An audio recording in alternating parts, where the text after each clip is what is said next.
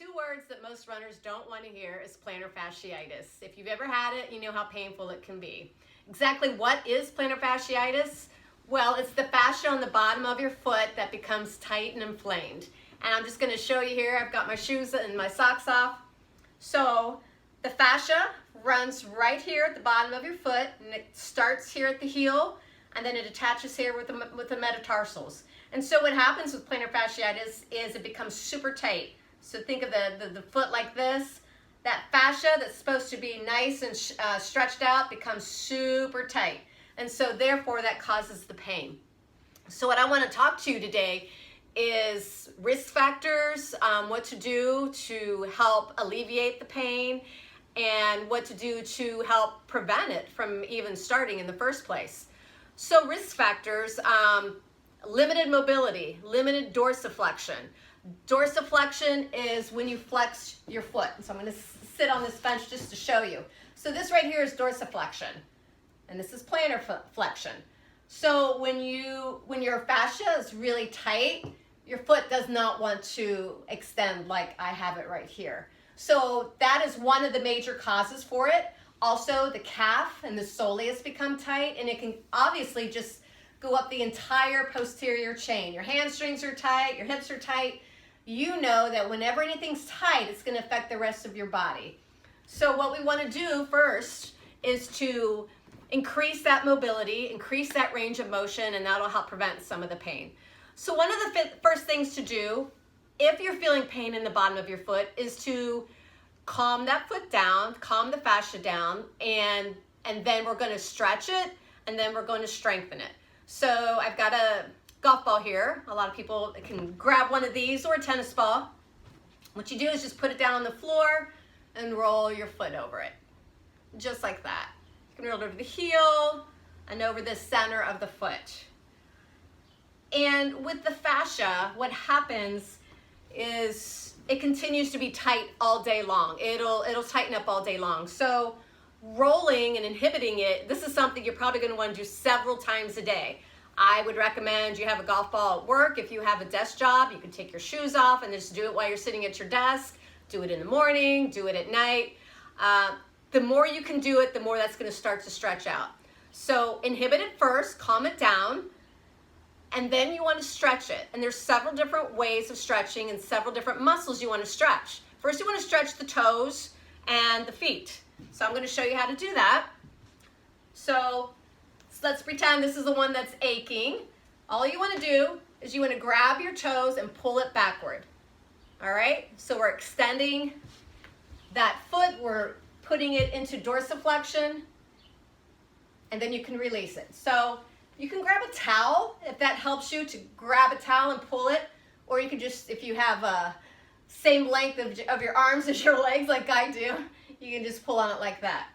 So I would pull on it, stretch it for maybe 10 seconds, 4 or 5 times. You can also take your big toe and stretch it. So I'm going to show you right here. Just pick the big toe. So sometimes people have the big toe is the problem. It's super tight. So not a lot of mobility. So just pull on that and stretch it. Again, 4 or 5 times, 10 seconds each time as holding it. Several times a day. You just don't want to do it once and think that you're taking care of it, because it's just something you're really going to have to keep doing over and over. So that's going to take care of the foot region. But if the problem's coming from your calf and your soleus, obviously you want to stretch that also. I'm going to show you a couple different, they're just basic calf stretches. So one is just standing. You won't see my face, and that's okay. So this leg right here is the leg we're trying to stretch. I'm going to take the other leg, go forward. You want that heel on the floor, and so right now I'm feeling that stretch in my calf right here. Now to get the soleus, I'm going to take that same leg and bend it, and the soleus is right here. So calf, soleus. Another way to do it is to stand on a step or a bench and drop that foot. So I have one foot on top of the bench, it's just relaxing, and I'm stretching that left. Letting it hang down, you're really going to get some nice range of motion. And again, you can go ahead and bend that knee a little bit, and you'll get a little deeper into the soleus. Those are two fantastic stretches to do for the calf and the soleus. Obviously, you know what to do for some hamstring stretches that we've gone over those before. Again, you're going to want to do that a couple times a day to get those calf muscles nice and loose. So that's how we stretch it. Next, we want to strengthen it. And there's a couple different ways to strengthen the muscles. We're talking about strengthening the toes. What you're going to do, and a lot of you probably know this, is just try to pick up a towel with your toes. So you're just going to grab it, and I'm not very good at it, so obviously I don't have, there we go, we have a winner. Just grabbing, and that is strengthening it. So you are just strengthening those tiny little muscles in your feet. Some people have grabbed marbles, that might be easier for you, or just pick anything up with your toes or your feet, and that's going to start strengthening it a little bit. One of the moves I like to do for strengthening is resisted dorsiflexion. So I have a band. If you have a band at your gym or at your house, you can wrap it around a chair, whatever.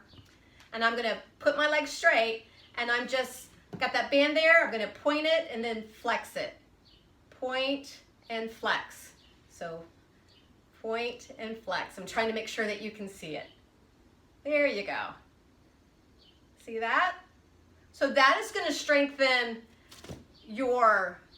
it's going to help with the dorsiflexion. It's going to help strengthen those muscles right here around the ankle. So that's why we want you to do that. So that is a great tool for strengthening it. Also would be single leg calf raises. So I showed you where we stretch. Now you're going to do a single leg calf raise. Same thing. Put one foot on, and you're just going to stretch it up and down. I'm going to show you from the front. Bring one leg up. You might want to hold on to something. There you go. So what are we working? We're working the toes, we're working the calves, and we're working the ankle and the dorsiflexion. So those are the strengthening parts that you want to work on. So inhibit, stretch, and strengthen. I also want to touch briefly on what to do when you first get out of bed in the morning, because that is when most people feel the most amount of pain, because the soleus, the calf, and the plantar fasciitis, the fascia right down here has become so tight when you've slept. Because when you sleep, your foot is not like this, obviously. So when you sleep, it's like this, okay? So wear a night splint. I know a lot of you have heard about those. Wear a night splint. That'll help keep it in that dorsiflexion. After that, when you first get up in the morning, take that night splint off. You might want to stretch the foot before you get out of bed. Do it about 5 times. The same stretch that I showed you earlier, where you're pulling on the toes. Just sit in bed and pull on those toes. Imagine I'm in bed right here. Pulling, relax, pull, relax. Do that about 5 times, and then do the big toe. And then finally, put some shoes on before you even get out of bed. Don't let your heel be the first thing to strike the floor, because it's going to become painful. So don't do that. Stretch it, put some slippers on or some shoes on, and then get down on the floor and go about your day. The only other thing I want to talk about is support.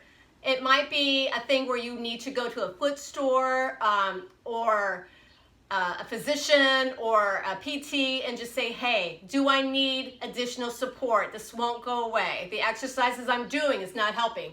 So you may need additional arch support, better fitting shoes, that sort of thing. So there are a lot of things you can do to get rid of it and to prevent it. But be patient. This is not something, like most injuries, they don't go away overnight. So just be patient, keep stretching. Don't stretch for a week and then think, oh, I'm not seeing any kind of relief or anything happening, so it must not be working. Be patient, give it some time, keep working at it, and hopefully you'll see some results. So keep running and stay safe.